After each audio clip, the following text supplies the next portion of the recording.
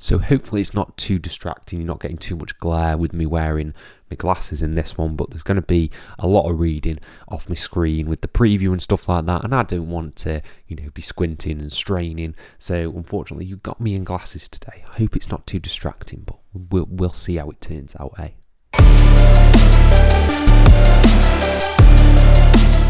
Hello and welcome to FTTR, I am Hugh McQuaid, and today we are talking WrestleMania week. It is upon us and what to expect from WrestleMania week. But before we dive into that, please hit subscribe, please like this video, please comment your thoughts down in the comments below, and I'll try and reply to every single one of them as we roll in to WrestleMania. So I'm going to be previewing a lot of the shows that are happening around WrestleMania week and what to expect from those shows. It's going to be a bit of a different video, a bit of a preview, like a bit of a preview. And shall we just dive straight on into it? Because first of all, we have got Multiverse United, the Impact/New Japan Wrestling show on, what date is this? It'll take place on March 30th in California, and there are a lot of exciting matches on this card. Now, there have been a few that have been changed, a few that have been tweaked due to injury. Josh Alexander won't be at the event. Will Ospreay won't be at the event, but I don't know if they're replacing Josh Alexander, but Will Ospreay has been replaced in his match. So we'll dive into some of the matches right now. So you've got Yuya Ue, I can't pronounce that. Good start, innit? Yuya Uemura versus Gabriel Kidd, that's on the pre-show. You've got Speedball Mike Bailey versus Hiroshi Tanahashi. That was the match that was supposed to have Will Ospreay in, but he's been replaced by Tanahashi. Jeff Cobb versus Moose. Trey Miguel versus Clark Connors versus Frankie Kazarian versus Kevin Knight versus Rich Swann versus Rocky Romero in a 6-way scramble match for the Impact X Division Championship. You've got Kenta versus Minoru Suzuki, a singles match for the Strong Openweight Championship. That one is very exciting. You've got a 4-way tag team match for the Impact World Championships, which is Bullet Club, Ace Austin and Chris Bay versus Aussie Open. You've got Machine Guns in there, and you've got TMDK, the team of Bad Dude Tito and Shane Haste. You have got an 8-man tag team match with Alex Coughlin, Sami Callihan, Fred Rosser, PCO versus Eddie Edwards, Joe Hendry, JR Kratos and Tom Lawler. And then for the the winner is added to the Impact Knockouts World Championship at Rebellion. It is a 4-way match. Deonna Purrazzo versus Giselle Shaw versus Masha Slamovich versus Miyu Yamashita. Whew. It's a lot. It's a good card. That is very, very exciting. I'm sorry that I butchered a lot of the names, but some of the matches on there, Kenta versus Minoru Suzuki sounds incredibly exciting. Jeff Cobb versus Moose, I'm also really excited for. Mike Bailey versus Tanahashi also sounds like a dream match. There's a lot of great matches on this card, and I'm really, really excited for this Multiverse United show. I think it could potentially over-deliver and end up being one of the strongest shows of the weekend because it's stacked. It's absolutely stacked. So keep that one on your radar. So we haven't got the full matches for this week's AEW Dynamite taking place on Thursday. We have a few matches announced for Dynamite though. We've got Adam Cole versus Daniel Garcia, Adam Cole's return match, which is very exciting to see him back. I'm so happy Adam Cole is back. I love Adam Cole, and he's back in AEW. He's okay. Fingers crossed everything goes well for Adam Cole's debut match. And then announced on Twitter by the man himself, Tony Khan, an IWGP US Championship match. Kenny Omega versus Jeff Cobb is announced for Dynamite. I think Kenny Omega is on a very hot streak at the moment. He is living his best life after his match with Vikingo. He's delivering on Dynamite, apparently. It looks like it's going to be a really sick episode of Dynamite this week, and I think they're going to over-deliver on the story to try and, capitalise on that wrestling hype that will be happening around that week.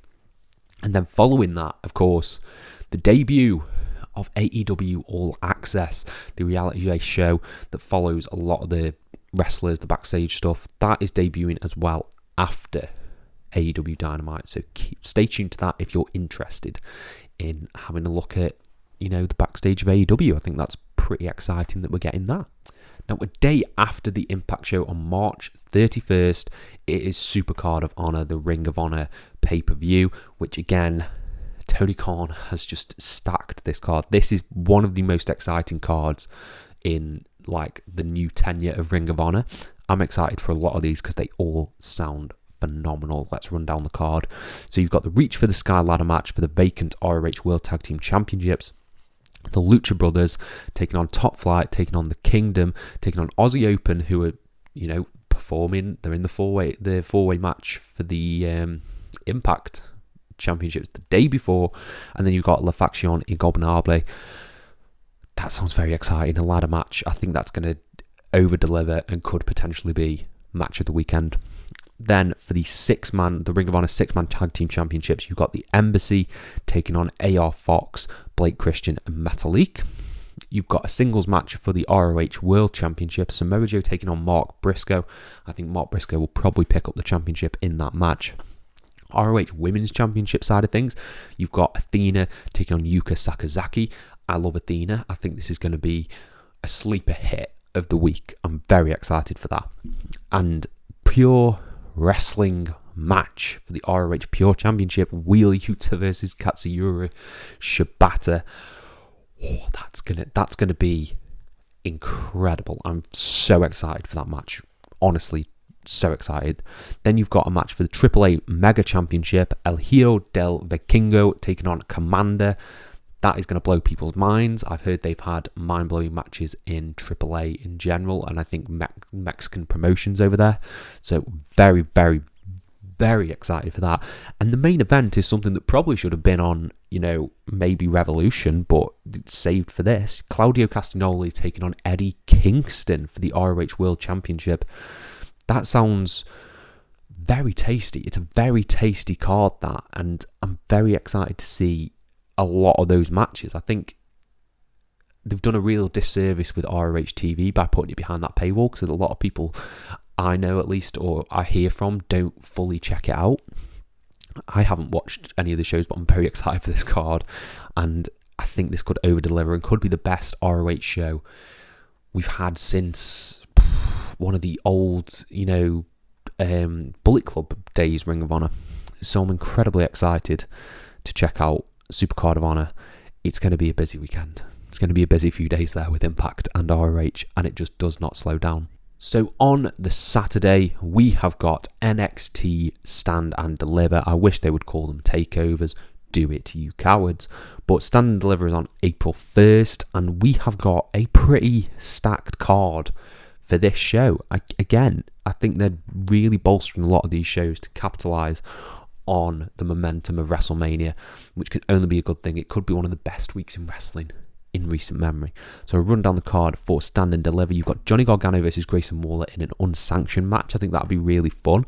Maybe Grayson Waller's potential swan song for NXT. Bron Breakker taking on Carmelo Hayes for the NXT Championship. I don't know who's going to win that one. I think that is up in the air as who walks out with the NXT Championship there. You've got a ladder match for the vacant NXT Women's Championship. Zoe Stark taking on Gigi Dolan, taking on Tiffany Stratton, taking on Lyra Valkyrie, taking on Indy Hartwell. I think that should be really fun. A really good ladder match there. Tag team match for the NXT Women's Tag Team Championship. You've got Fallon Henley and Kalana James with Josh Briggs and Brooke Jensen taking on Alba Fire and Isla Dawn. I think that should be pretty fun. I like Alba Fire and I like Isla Dawn. This is the one though, isn't it? Let's be honest, this is the one of the show. The Fatal 5-Way match for the NXT North American Championship. Wesley versus Dragon Lee versus JD McDonough versus Ilya Dragunov versus Axiom. I love JD McDonough. I love Ilya Dragunov. I love A-Kid. I love Wesley, and Dragon Lee, while I haven't been exposed to him that much, we've all heard amazing things and seen the matches he had on Dynamite. So I'm incredibly excited for that 5-way match. That's another one that could be a sleeper hit of the week.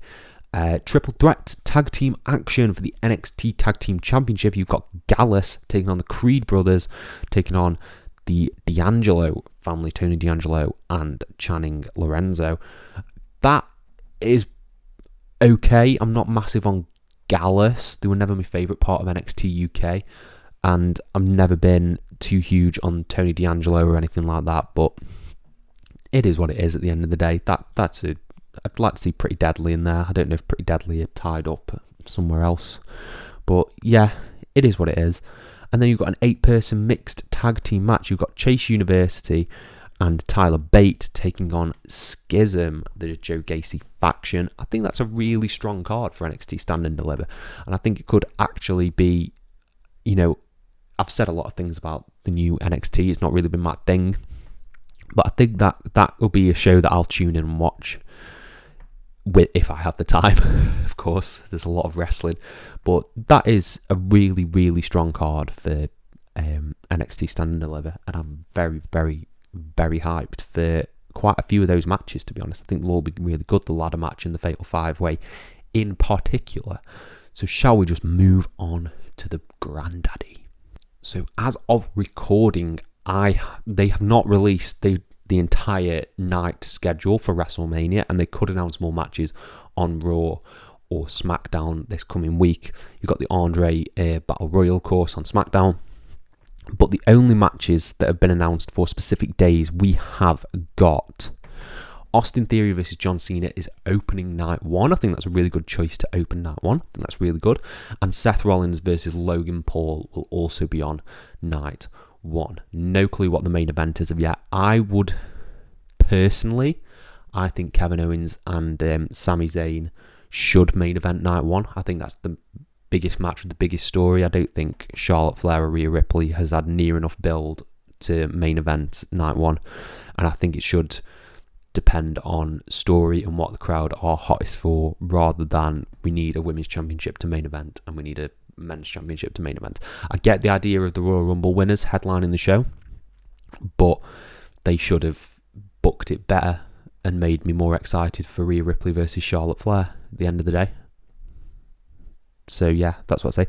I would have had Charlotte Flair and Rhea Ripley open, because I'd see opening as just as strong. But yeah, we won't dive fully into that can of worms, the main event can of worms. And then you've got Charlotte Flair versus Rhea Ripley for the SmackDown Women's Championship, presumably on night 1. You've got Bianca Belair versus Asuka, a singles match for the Raw Women's Championship, which I don't know where that'll fall.